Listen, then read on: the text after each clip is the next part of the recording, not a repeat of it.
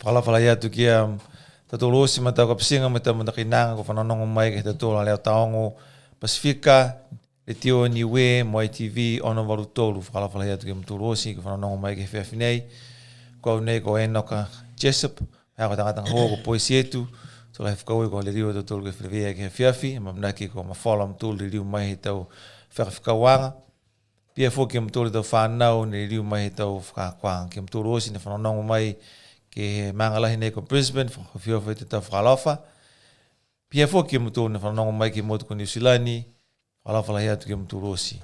Hoko at foki, kia he tatolo motu mori ko niwe whikai, mamnaki ko mawhala mtolu, kua kiokia ke whiawhi, mai he tau matangahua, mai he kini maala, po he tōtalo, mamnaki ko mawhala mtolu, ko whakalataha tatolo ke whiawhi nei.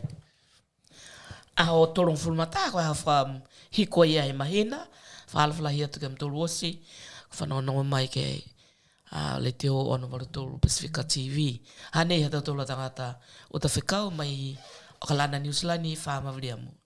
Whakalawhala hia tu mani ue whikai hanei e tō tala tutupu ha tō tolu ke lata mea hanei. Mai he motu nei ka New Zealand tau atu Pasifika pihia mai larolangi. Kua whangu furu e tau he moali he whai lari e motu nei ka New Zealand ke whakaosi e tau urata paka he tau tangata.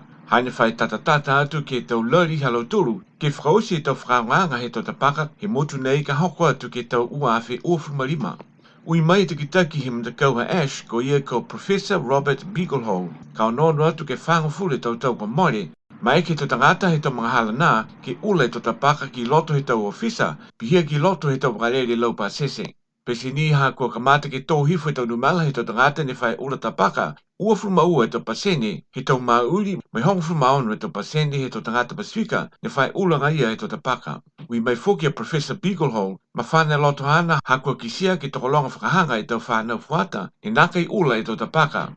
Pia mai foki Associate Professor of Health mai he University of Auckland, ko ia ko Dr. Sir Colin Tukuitonga, to wha he tau whaata he motu nei, e hala ke lata mai tau whakausianga he tau ula tapaka, he tau tangata ke motu nei, mo i ringa ke tokolonga he tau motu i whafo, ka whiwhitaki he tau whakaolanga fo nei, hani silani. Ko toko ua e tau whiwhine Pasifika mai he maanga ko Polilua, ne ko tuku e tau ingoa halaua ke vili ke ai e tau tangata, ke lata mai ko tofanga mea he maanga ia. Mai e laua nā, ta hai whiwhine ne tau se pisnisi, ko tapu e lia, moi whai aonga ko Ura Wilson poko ati, manako tapu e lia, ke whakaoho e tau whiwhine Pasifika he maanga, ke whakatu e tau pisnisi. Si manako foke ia, ke whakaleo e tau manako he tau tangata he maanga, ne nakai mua mitaki e tau lang matai mai he tu whono he maanga, pihia foki mai whakatu whono he motu. Toko whālo tolu ne kua tuku e tau ingoa ke lata mai ko tawhanga mea ha pole lua, ke vili ke ai e to tangata i maanga. Ko pehema ia, ne tuku foki e hingoa ke lata mai ko tawhanga mea haukalana, ko whana na Efeso Collins, mana ko lahia ia ke eito tungi to tangata e tau whea ke lata mai tau pere o afi lau tangata he maanga, tunga e tau tureni mo e tau pasi. Mi taki e tau whakaoloanga nei ke lang matai e tau cost of living, he ui mai e whana na. Pihia foki ke tukutuku hifo e tau numela he tau pere o afi, na whai holo ki lunga he tau pala tu he maanga kokalana.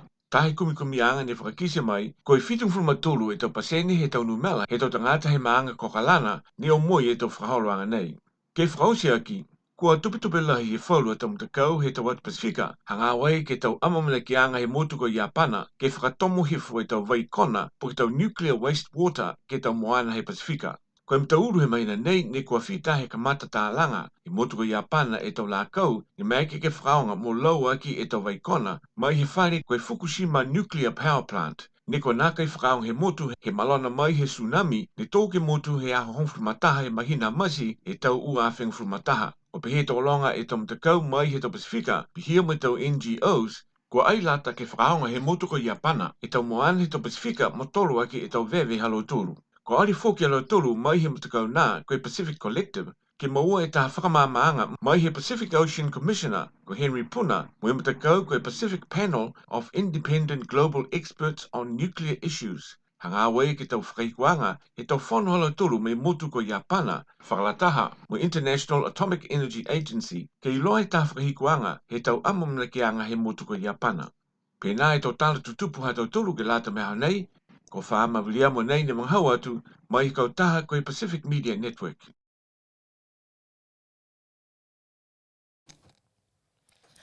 Whaila he māma ke te whailanga i ka lata e mo tau tolu kia whawhini. Hane i ha tau tolu whailanga ki lata i moe ha tau tolu a tau whanau Queensland Niue. Koe whailanga nei mai he ha tau tolu a taktaki Paulo Jessup mai tau whanau Niue maanga nei Queensland.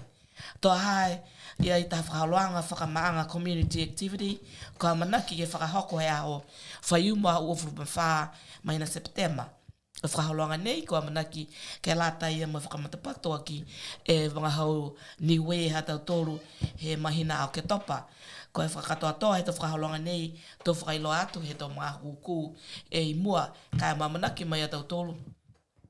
Hai ai longa e tau puhala ha tau tolu a motu kua mamana ke to whailoanga ke whakahoko atu hea huia si whakata ua furumawha September ke o mai ke auloa tau tolu ke tau se e whakaholoanga ke lata e mamahau Niue ke mahina o ke topa. Ko e ha tau tolu a whailoanga COVID mai he ha tau tolu motu ko Niue ma mea nei ha hai ai toko ua e COVID-4 ne ko mou ai he ha tau motu katoa ko e hongo furu active case. Nā kai moa i koe tau community link e tau case phone nei. Koe taha e ta maonga toko he aonga toko lunga mo e taha whakamole mai, koe taha e ta maonga mo e taha e whai aonga ne moa i he COVID katoa toa hongo furu a lau tolu i Niue. Si kua whakailoa mai pehe topa e tau aonga.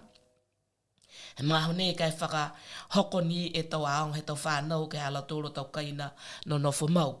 Nā kai la whai community case kua mou ai ka kolo tolu ne whai o atu ke he tau wakarere ke he motu ne ko mou ai e tau COVID nei. Ko e whitunga furu katoa he tau case tari mai he mahina masi tau whau nei toko ono furu kua malolo mo e ata atu ki tua toko hongo hiva 0.5% ne ko moua halau tolu atau huki COVID ha tau motu mo e toko hiva ngofuru matolu pasene ne ko moua foke halau tolu he tau pusta huki ki Niue.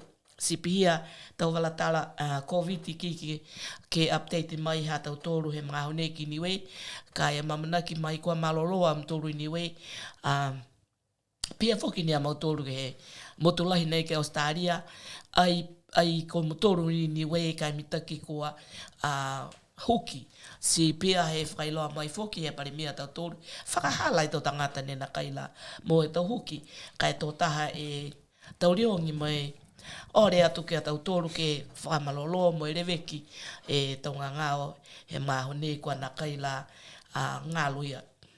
Ko tautolu mawhisiare a mamnaki whilewea o ngofuru mai na 4 September to ilo atu foki ki mua e tau mga aho ke whilewei ai po ke mena whegi whilewei ai a tautolu.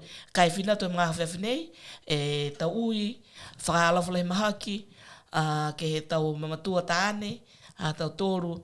Ko whini e tau mena mo ko haini e matotane whakalawhalahi atu mai Pasifika TV. Tātou lolongo nei whakawhiawhia ke amtoru. Mō lautoru nei ko tu e tau a whanau. Whakalawhalahi atu ke amtoru mamanaki ko malolo amtoru. Whina tu whoke e tā lolongo nei whakawhiawhia ke ta maawhini ko ete frei he tapuka mori ki se ori ngā koa. Tu te kiu a ete whala teo. Si monui na e peftei ha maete, mo lau tōru whoki ni ne kua tū mai tau he anongo furumaua, ka e nakai manatu, ke whailoata whaitapua more, tā mai lolo nei ma William, ka e tō kai awhiawhi am tōru, whakalongonongo mai ke lolo nei.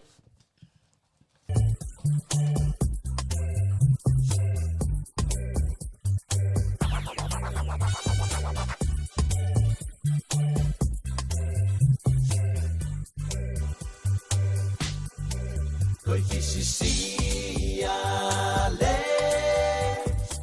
koi fisisi ale tapa. De koi yo manongi tulola, piu aki e maile. Koi fisisi ale, koi fisisi ale tapa. De koyo manongi tulola, piu haki e maile. Tu manu pelele, fia he purangi.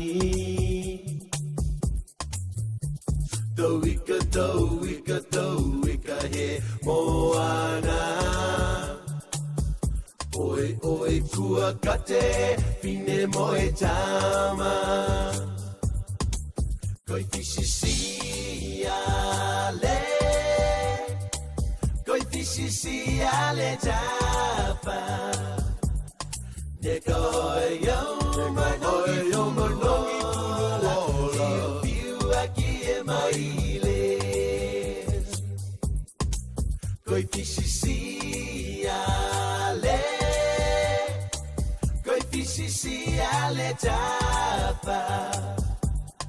De koyo manongi tulola, piu haki e maile. Mahina au kuso taha hiva ono fitu. Whakawhano ai e leo niue. Oi kua kate, pine moe tama. Koi fisisi ale, koi fisisi ale tapa. De koyo manongi tulola, piu aki e maile. Koi fisisi ale, koi fisisi ale tapa. De koyo manongi tulola, piu haki e maile. Koi fisisi ale, koi fisisi ale tapa. De koyo manongi tulola, piu haki e maile. Koi fisisi ale, koi fisisi ale tapa. De koyo manongi tulola, piu haki e maile.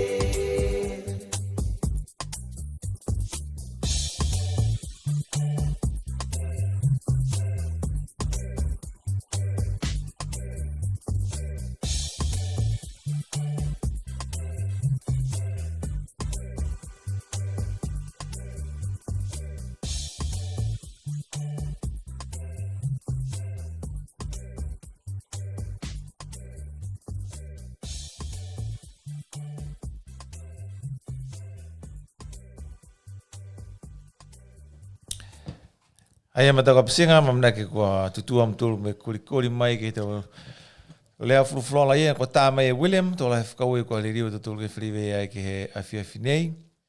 Whalawhala atu ke mtulu me whakaue whanonongo mai ke mtulu he tatula ako penga hila Aurelia i Kiture, Urita Tongia Valu, Susana Heti Tovo Manukia, si ale la pana, whakalawhala atu ke mtulu osi, whakaue lahi ko whanonongo mai ke re tio Pasifika, tio niwe ono varu tolu TV mo re tio, mamnaki kua whala mtulu, whanonongo mai ke whiawhi nei, whakaue whoki ke whama viriamu ke hana tau walatala nei tuku mai ke tau tolu, tunga ene whakailo me ia, ko e tahafurianga i he motuku New Zealand ke whakaosi ai, ke tuku e mata whakatwhono ke whakaosi ai ki ula tapaka, ke he motu ia ka hoko ai e tau ua awhi ua fulumarima.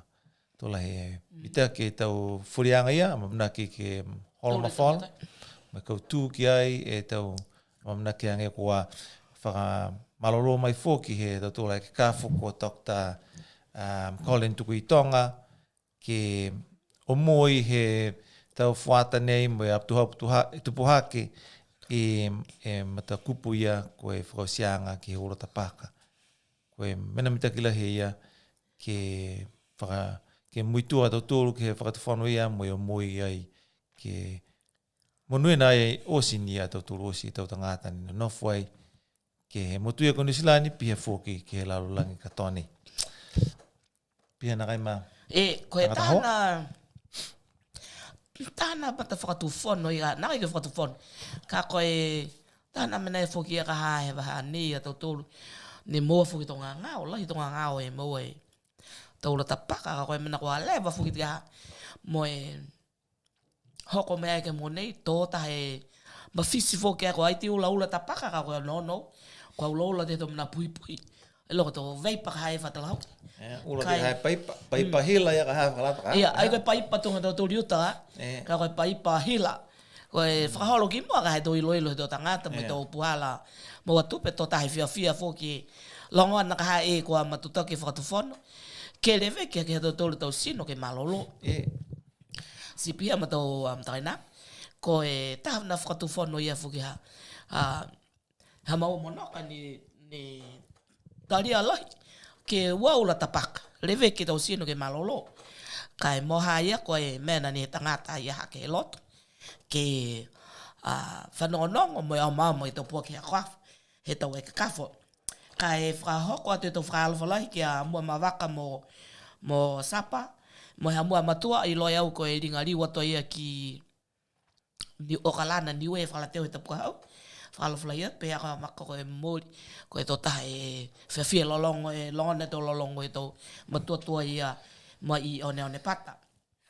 Whalawhala ia tufu ki a koe ma sea mo aita, koe whanongonongo mai e li teo e whiawhinei, manaki koe malolo am tōri Okalana, pia whoki ki a mua ma urita mo pere, manaki koe malolo am tōru. Koe hata tōru tangata ke tutala mea whiawhinei, ko taki mispeka, ko ia taha tangata ngahua koe ingoe kupuniwe he carpenter? Kamuta. Yeah. Haia, ko ia taha tamaniwe ne tō taha e alinga koe business toka laka haa ke introduce mai ia mo tutala mai tō taha ia he mitaki fuki hana tō ngahua he motune. Kai ke kua whanongonongo mai a kai mataki si whakamui mai lai ni hau. Kai tātu e William me lolongo nei, whakawhiawhia ke am tōru ne kua whanongonongo mai, ke re teo hata tōru he a whiawhi nei, kai e tō kai e a whiawhi tō tōru, ino si, whanongonongo mai ke he re teo nei, kai whakatari atu ke a kai mataki, ka mau si whakamui mai, whakaue. Pani pane ulua feke, pani pane ulua feke, pani pane ulua feke, he siko, he e kuma.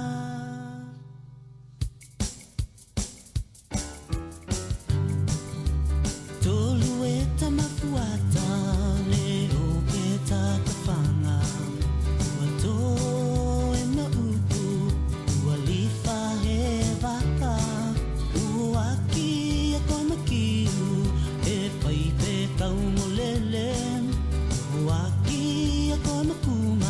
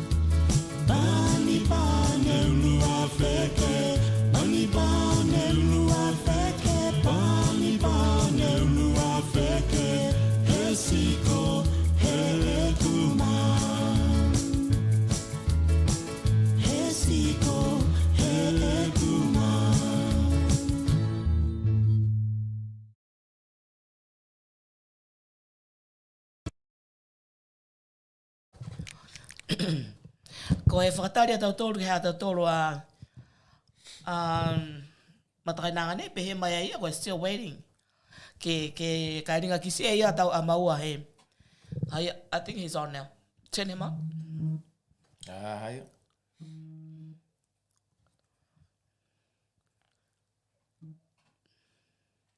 You're not on our camera. You're not on our link. Ko whai Zoom link how? How do I get the link? So whai kai? I tried to get on before. Can you get him online?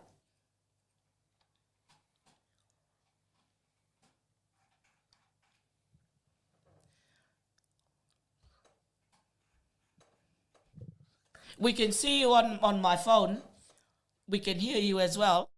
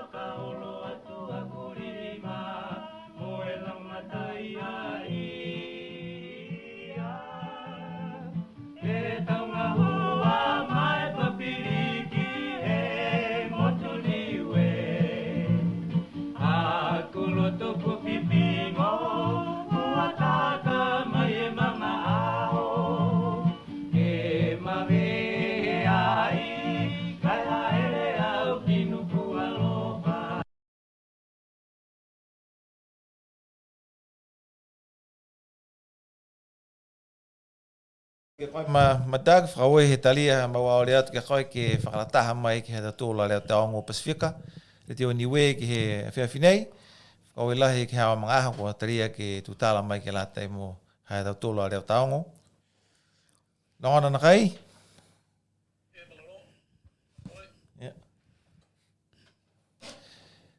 Wala atu ke khoi me hawa mga whawa. Mamnaki kua mawhala e hawa maui mo e mga whawa ke he whiawhinei.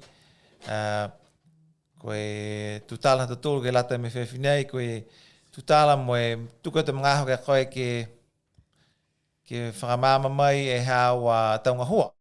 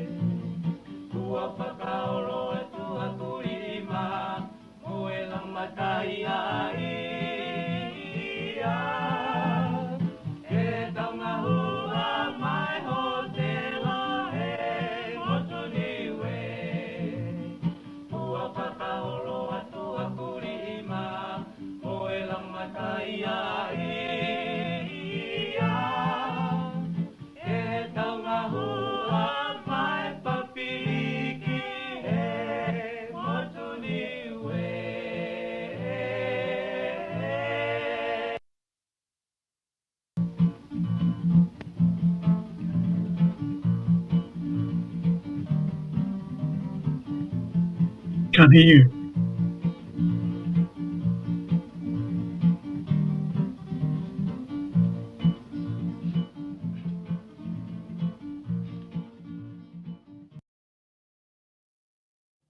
You there, Doug? Yeah, Yeah, we I apologize. can't hear. That's fine. I can't hear Poi, that's all. Oh, good. We can hear you loud and clear now. Can you hear Poi now? Yes, I can. Okay. We apologize for that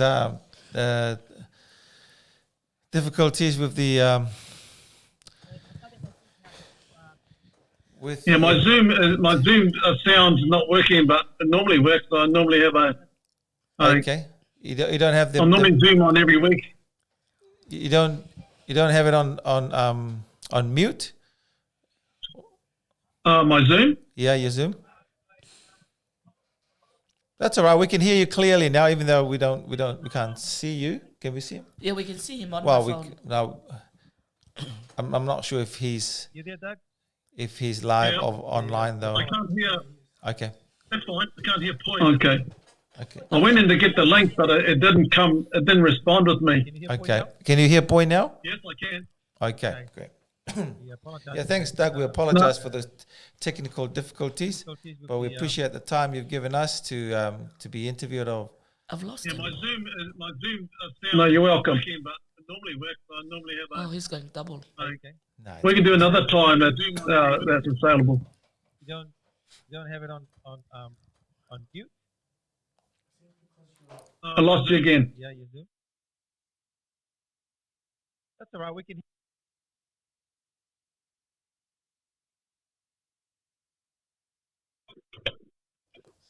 Is it okay? Yeah, I heard you now, but I've lost you.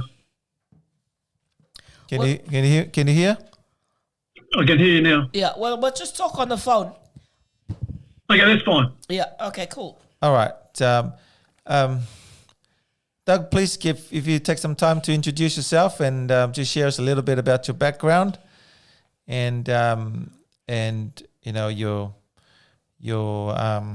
occupation and that sort of thing. Yeah, go ahead. Thank you. Thanks for having me on the show. Kua e daki Mr. Peka, me tō whiwhene ako e matapaleni I langi veine tō waka Mr. Peka. With the building company, I've been in the building industry for about 30 years now. The company I've got now is Boutique Style Homes. It's with the apprenticeship, you asked me a question about the apprentices. And one of the things, because my time is short, one of the things that's very important for young lads is to understand is to get a part-time job. Every student that comes to me, I always encourage them to get a part-time job because when you come to my company, you cannot, I can't babysit you. You've just got to get a part-time job somewhere so you're conditioned to do some work. Mainly a few island background, Polynesian background, there's not much support for them, and that's what I want to do. I support Trinity College. It's a private school.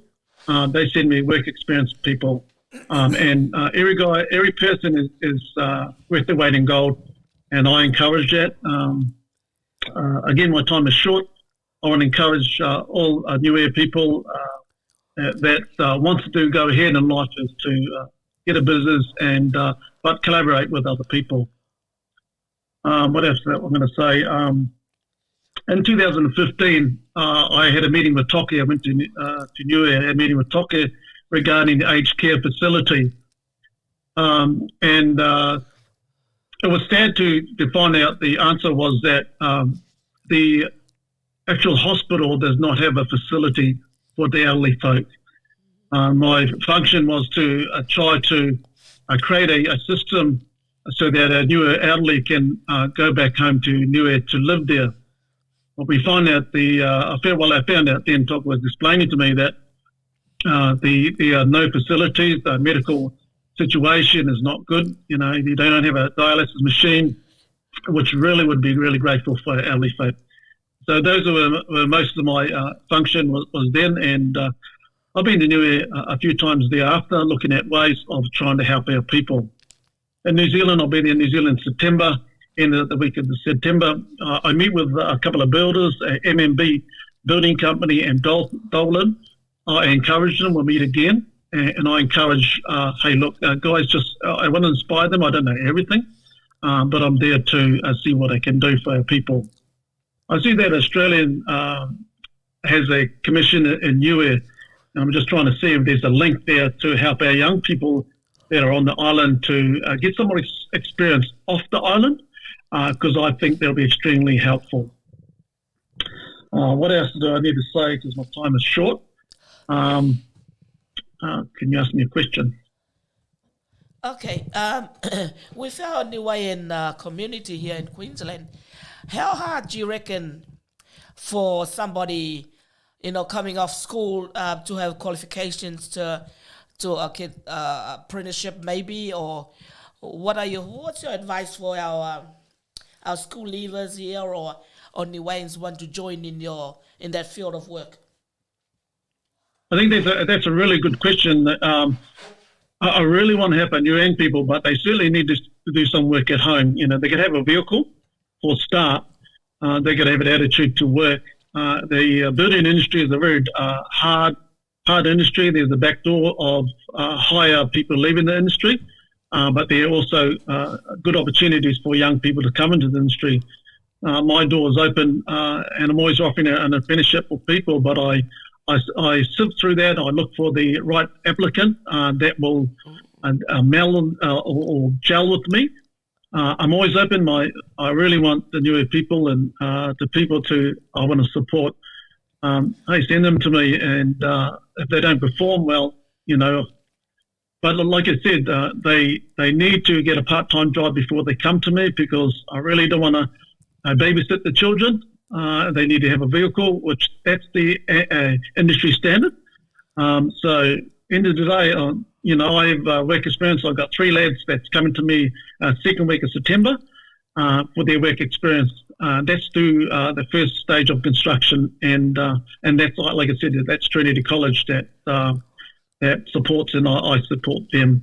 But I'm always open. I'm totally open to anyone that I can help. And then that's why I want to inspire those that want to get ahead in life. I'm there. Just ask me, which not many people do. Awesome. We appreciate what you've shared, Doug. Hey, I just want to ask, how do you see the setup of the apprenticeship scheme here in Australia? Is it do you find that it's well set out in a way that will benefit our up and coming Niuean youth? Are there now, do you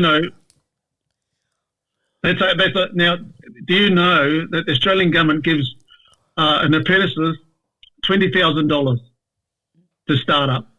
Good. So any apprentice that signs up, the Australian government will give them $20,000, and you get it in part payments in your 4-year apprenticeship scheme. And I always say this, is that once you sign up, you can get the $20,000 loan. The first loan is about $8,000, but they break it down in payments. You can put your vehicle, you can actually get a vehicle on that understanding. That's true. But the reason that it's good that I like the $20,000 grant is that you'll get $16,000. You only need to pay $16,000 back. But that's the grant. I don't know when they're going to close that. But this helps the person get a vehicle, get the job, and then what happens? It's actually what's the right word for it? That's kind of locked them in to finish his apprenticeship. That was the incentive for the person to finish his apprenticeship. And I think that's a benefit that no one knows, that they should know. So it's more or less a commitment for like, with our Niuean community. It's, as much as you like to help, we have to help ourselves first. That is something that we Niueans has a bit of a lack of commitments as well. I should be thinking as to how can we, support or do things in the community that may be able to help our Niuean youth in these kind of projects. At least you are there to explain or support them in what you do, personal experiences. What do you reckon? Maybe in a couple of years they might have a steady job, and maybe able to pay that loan back? Or what's your advice on that, Taki, please? Well, my advice is to start now. Don't wait. If you want something in life, you just start today. Just start anyway. And then having the right people and the right support team, you do well. It's being in the right company is the lads and the youth is where they need to be. You need to be a leader to help them and nurture them, find an understanding. What else could I say? Like I said, I'm here. They just have to ring me and ask me, what is it? You don't have to be qualified to be an apprenticeship, for me to offer you an apprenticeship. You just need to turn up. Have a vehicle and turn up. Get up 5 o'clock in the morning, get ready, and get onto the job site at 6:30. That's all. It's difficult if you're not really in that arena of 5 a.m. get up. So, don't baby our children at home, because all the teachings start from the home base. It doesn't start when it comes to me. Exactly. So when the lads come to me, they better have a good attitude. In the long run, are you looking to expand to Niue, maybe in the future, or are you happy to? Of course. Of course, my door's always open. I've been planning the Niue, I've been planning to do something in Niue. COVID actually put the lid on that, and then I just have to wait and plan things. Now, once Niue's opened up, there's a few things I'm doing. I'm just about to launch a new module design I've just got. I'll be doing that in September. But look, my door is always open to help our Niue people. They're good builders in Niue, and then we can help them too. But if there are systems out there that can help our Niue people while they're staying in New Zealand, and then you can actually create something, repair your home or create something they're going to bring an income. Now the door is open to start the tourist. Niue relies on tourists, plus other things as well.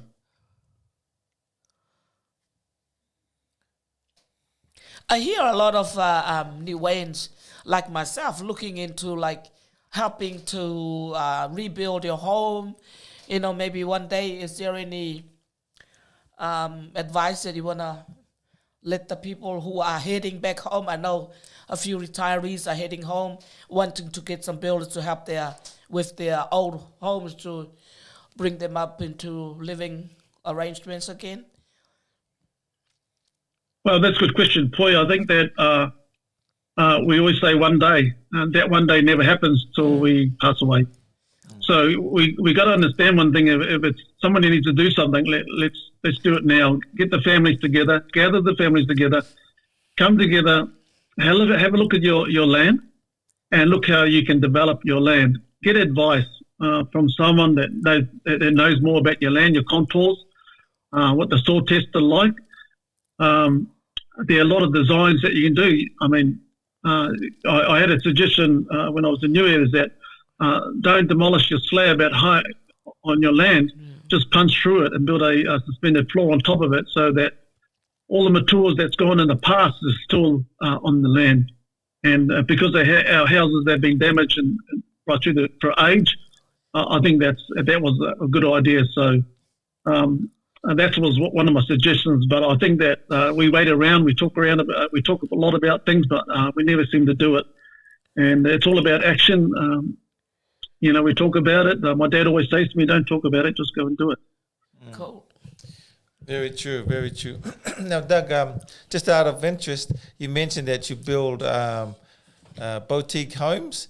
Tell us a little bit about that. And are the designs of your building done by yourself, or are they out of the ordinary type of buildings? Tell us. Okay, boutique style homes. We've been going for since 2015. Before that, I had a company called DNS Licensed Builders. This is my wife, Sharon, and mine.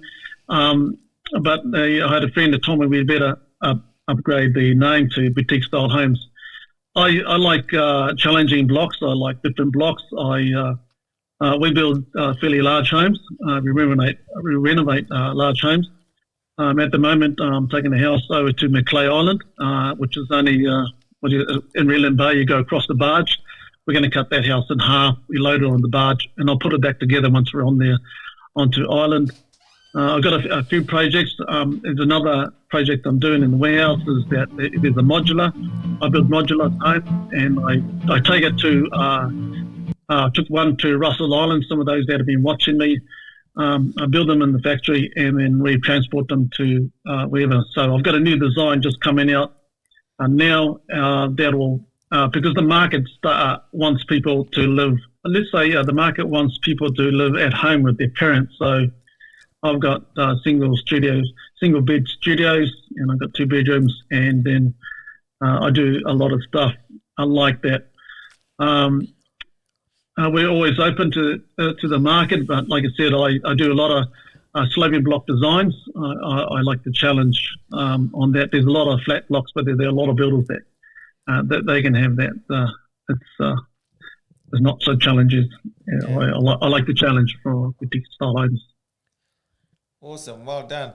Hey, Doug, where do you see yourself in the next 5-10 years with the business and where things are heading? We're always open to the market. Well, my son has got his own building company, and I went and inspired them. My daughter, Brina, she has her own bubblegum beads Australia. She's a wholesaler.